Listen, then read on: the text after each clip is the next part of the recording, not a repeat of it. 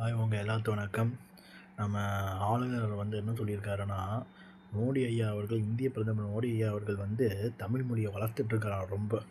ஆ இதனால் யாரும் இல்லாத பிரதமராக மோடி தமிழ் மொழியை இது எப்படி இருக்குன்னு சொன்னீங்கன்னா, ஆக்சுவலாக கோழி எப்படின்னா மேம் அதோடைய பாஷையில் சொன்னால் தான் நம்ம அதை பிடிச்சி குழம்பு வச்சு அடித்து சாவிச்சு இது பண்ண முடியும். அது மாதிரி தான் கீழடி நகல் ஆராய்ச்சி மறைச்சிட்டாங்க.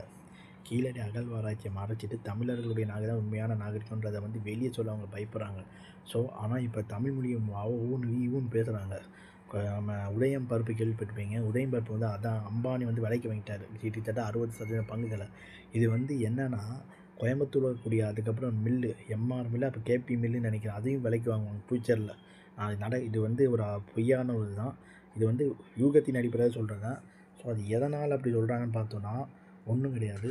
தமிழ்நாட்டில் இருக்கக்கூடிய கோடீஸ்வரர்கள் யாரும் இருக்கக்கூடாது, எல்லாருமே ஒரு மாநிலத்தை சேர்ந்த குஜராத்திகள் கண்ட்ரோல் தான் எல்லாமே இருக்குன்றது அவங்களுடைய நோக்கம்.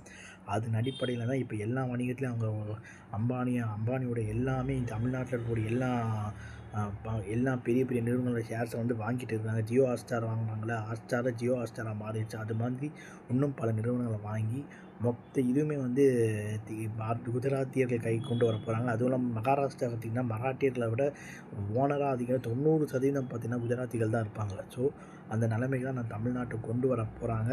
ஸோ அதுக்கப்புறம் என்னென்ன நடக்குன்றது அதுக்கான விளைவு தான் இது.